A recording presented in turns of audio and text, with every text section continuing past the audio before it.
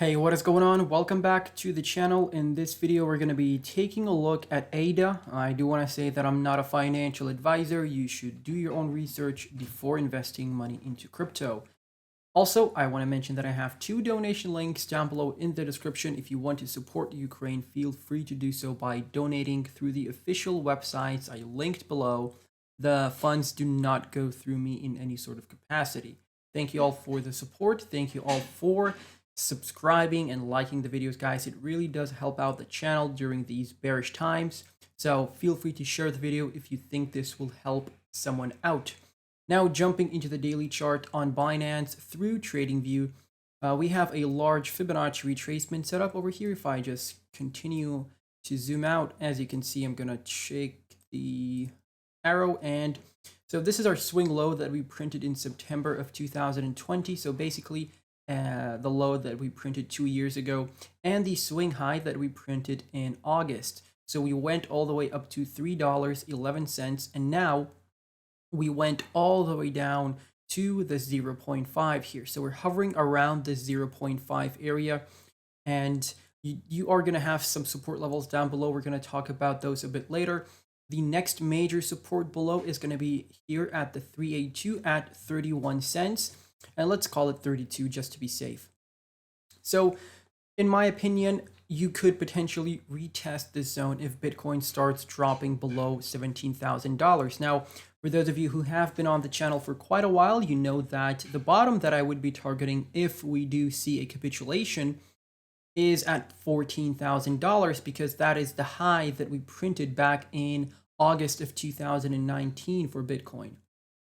So in that case, I would expect Cardano and all of the altcoins to drop back down below their May lows, or below their May lows of 2021, because a lot of the projects have not dropped as low from November of last year.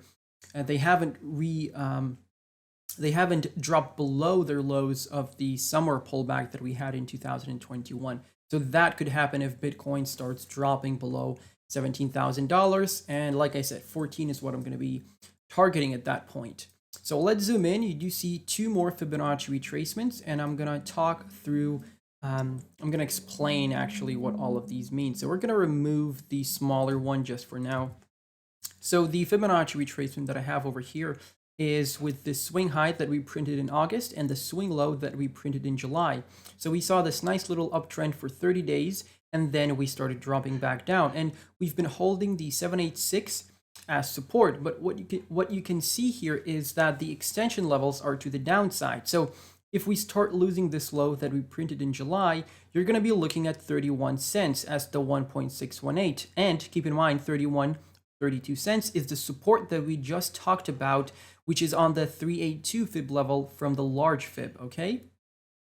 So you have more confluence in this area for now. You're not losing the August low, which is pretty cool in my opinion. With the Vasil hard fork, we may see a little bit of a pump, but I'm not expecting, a huge pump. So maybe we retest the 382 here at 51.25 cents, but I wouldn't expect a move higher than that unless we see a relief rally across all of the markets.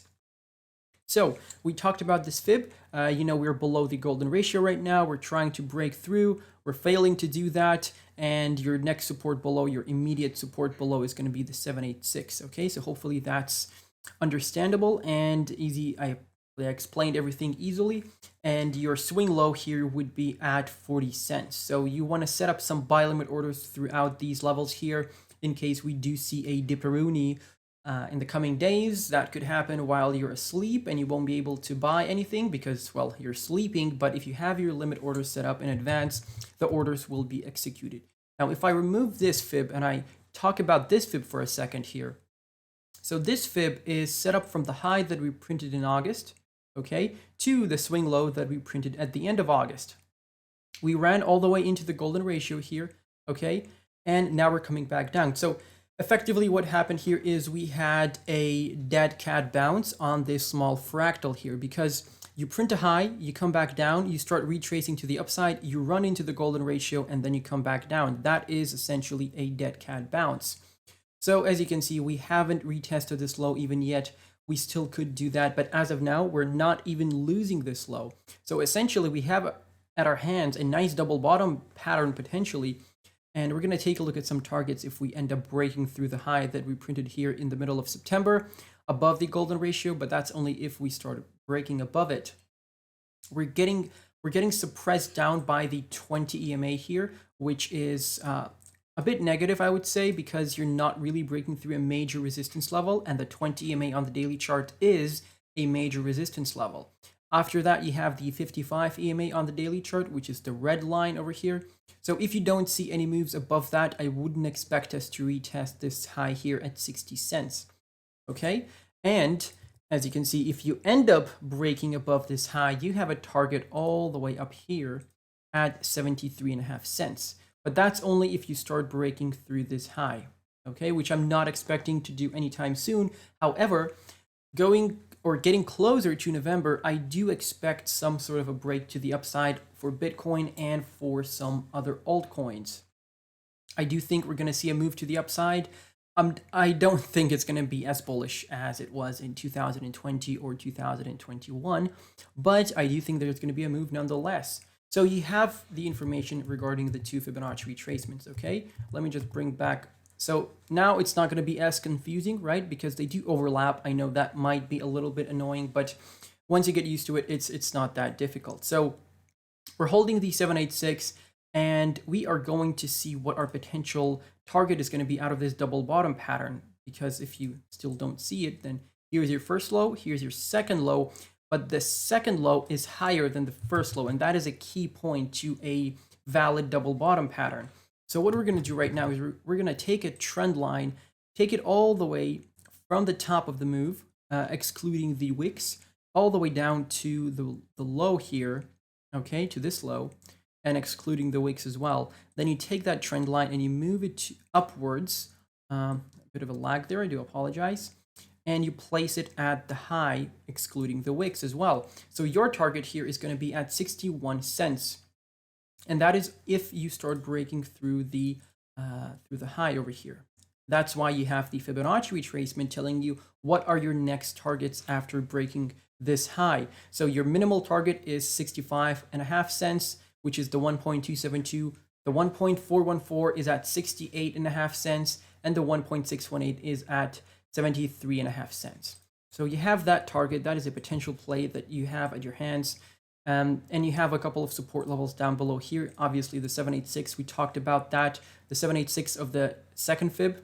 So we're gonna call the larger fib here the second fib, and the smaller one is gonna be the first fib, just so it's not that confusing for you.